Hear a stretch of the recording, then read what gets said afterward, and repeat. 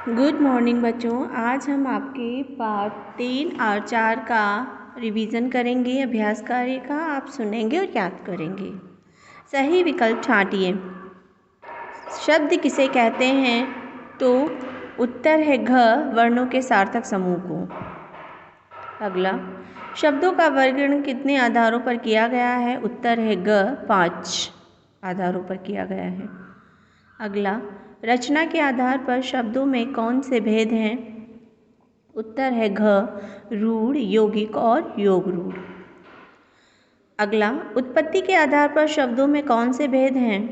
उत्तर है घ तत्सम, तद्भव, विदेशी और देशज शब्द। अगला, प्रयोग के आधार पर शब्दों में कौन से भेद होते हैं? उत्तर है ख सार्थक और निरर्थक शब्द होते हैं। अगला है, अर्थ के आधार पर शब्दों को कितने भागों में बांटा गया है? उत्तर है ख 6 भागों में। आपका दिया नहीं था, अब लिखा गया है। जो शब्द सामान्य अर्थ को छोड़कर किसी विशेष अर्थ को प्रकट करते हैं वे कौन से शब्द कहलाते हैं? ख योग रूढ़ शब्द कहलाते हैं। संस्कृत भाषा के वे शब्द जो मूल रूप से हिंदी भाषा में प्रयोग किए जाते हैं वे कौन से शब्द कहलाते हैं? उत्तर है ख तत्सम शब्द कहलाते हैं। अगला, जो शब्द संस्कृत भाषा से रूप परिवर्तित करके हिंदी में आए हैं वे कौन से शब्द कहलाते हैं? उत्तर है ग तद्भव शब्द कहलाते हैं। कौन से शब्द कहलाते हैं? तद्भव कहलाते हैं। अगला, जिन शब्दों में वचन कारक, लिंग, काल आदि के कारण परिवर्तन होता है वे कौन से शब्द कहलाते हैं? तो उत्तर है ग विकारी शब्द कहलाते हैं। अगला, जिन शब्दों का कोई अर्थ न निकलता हो वे क्या कहलाते हैं? उत्तर है घ निरर्थक शब्द कहलाते हैं। क्या कहलाते हैं? निरर्थक शब्द कहलाते हैं। अगला, अर्थ की दृष्टि से जो विकल्प सही नहीं है उस पर गलत का चिन्ह लगाना है। तो जैसे मयूर, वर्ण, शिव, मोक्ष, ये सब हिंदी है, वो अंग्रेजी में है। अमृत, देखिए अक्षर शब्द का मयूर जो है वो गलत है, मयूर नहीं होता, वर्ण होता है, शिव होता है, मोक्ष होता है। अमृत का पीयूष, सोम, तांबा, सुधा, तांबा नहीं होता, तांबे पे गलत का निशान लगाएंगे। दिनेश का सूर्य, रवि, पात्र, भानु, दिनेश का सूर्य, रवि और भानु होता है, पात्र नहीं होता है। फिर है बाल, बाल का बालक, केश, भवानी, दाने युक्त डंठल, तो बालक भी होता है, केश भी होता है, दाने युक्त डंठल भी होता है, किंतु भवानी नहीं होता। अगला है बच्चों, दिए गए शब्द समूह के लिए उचित शब्द पर सही का निशान लगाएं। जो कम बोलता है उसे क्या कहते हैं? मितभाषी। क्या कहते हैं उसको? ख कहते हैं, मितभाषी। जिसने ऊंचे कुल में जन्म लिया हो वो होता है क कुलीन। अनुकरण करने वाला, वो क्या होता है? क अनुकरणीय होता है। प्रतिमाह होने वाला, उसको माह मतलब महीना, तो महीने में होने वाला मासिक, तो क मासिक पे सही का निशान लगेगा। आगे देखिए बच्चों, सही विलोम शब्द पर सही का निशान लगाओ। अनर्थ का विलोम क्या होगा? अर्थ। क्या होगा? अर्थ। ख सही है। उपचार का विलोम क्या होगा?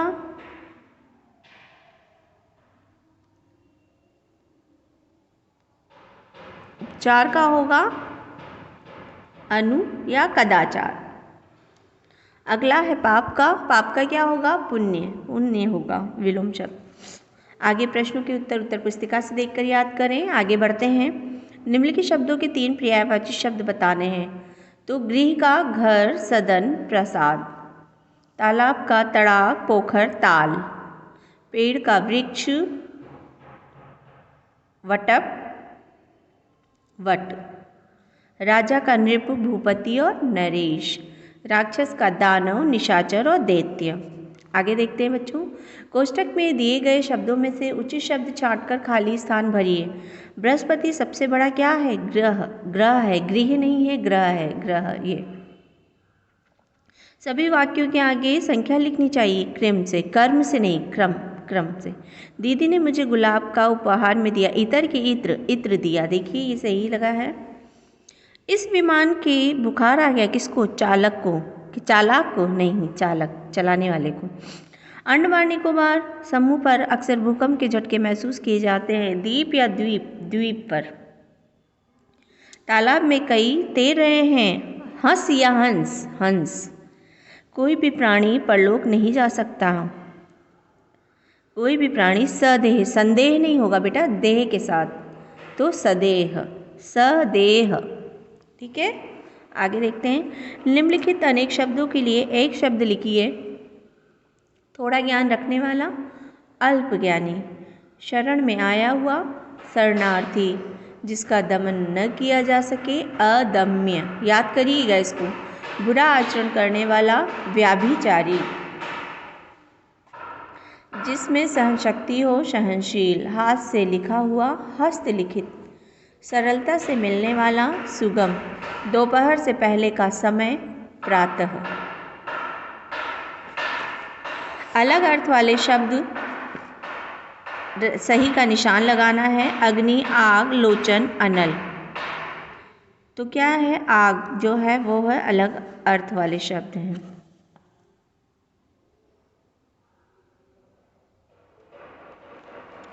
अलग अर्थ वाले शब्द कौन है? लोचन। लोचन मतलब आँख होता है, बाकी सबका अर्थ है आग, अग्नि। असुर, देव, निशाचर, दैत्य। इसमें अलग क्या है? देव, बाकी सब असुर के पर्याय हैं। चतुर, पटु, सयाना, माधव। इन सब का अर्थ सही है। पटु इसमें अलग है। सरोवर, तड़ित, जलाशय, ताल।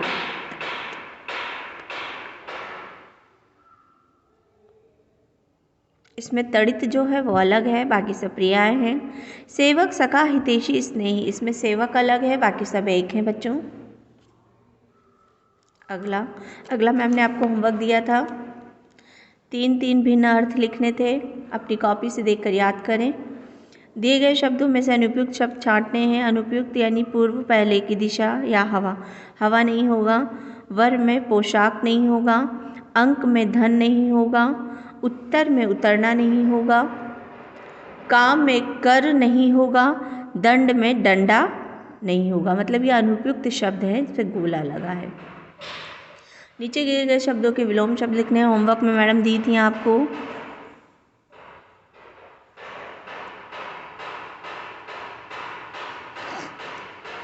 आप कर सकते हैं। आगे कोष्टक में विलोम शब्द लिखकर रिक्त स्थान भरिए। मीरा को कक्षा में प्रथम आने पर मिला क्या? दंड, पुरस्कार मिला। हम पीठ पीछे किसी की नहीं करनी चाहिए। स्तुति नहीं, निंदा। प्रधानाचार्यों ने मुख्य अतिथि का किया अपमान? नहीं, स्वागत। नदी के किनारे का भूभाग बहुत है। ऊसर, बांगर। सेठ दीनानाथ का उधार चुकाकर आज मैं हो गया ऋणी, ऋण मुक्त हो गया। हमें सदा समय का करना चाहिए। दुरुपयोग की सदुपयोग, सदुपयोग करना चाहिए। बच्चों ये आप भर लीजिएगा। देखिए, अनुकूल का प्रतिकूल, आस्था का नास्ता, आरोही का अवरोही, उष्ण का शीत, जटिल का आसान, तुच्छ का ज्ञानी, मौखिक, लिखित, हास्य, शोक, निर्माण, अनिर्माण या निरक्षर का साक्षर। अब हम देखते हैं पाठ 4 का।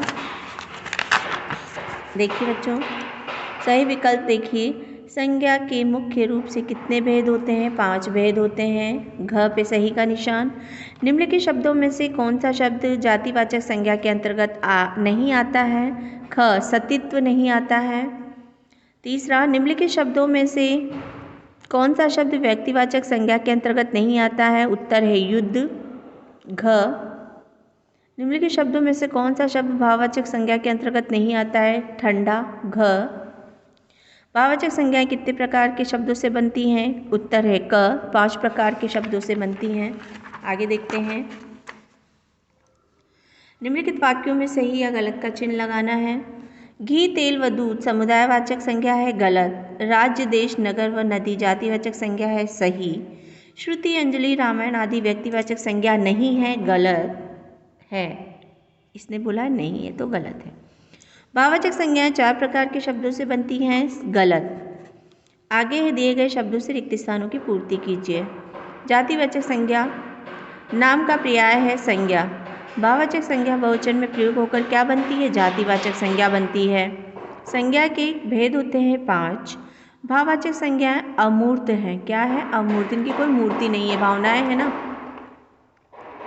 अगला प्रश्नोत्तर आप अपनी कॉपी से देख के करेंगे। शब्दों से भाववाचक संज्ञा बनानी है। बीमार से बीमारी, वीर से वीरता, लड़का से लड़कपन, उत्सुक से उत्सुकता, असावधान से असावधानी, अकेला से अकेलापन। बच्चों फिर आपको इसमें से किताब में से देख के व्यक्तिवाचक, जातिवाचक, भाववाचक संज्ञाएं लिखनी हैं।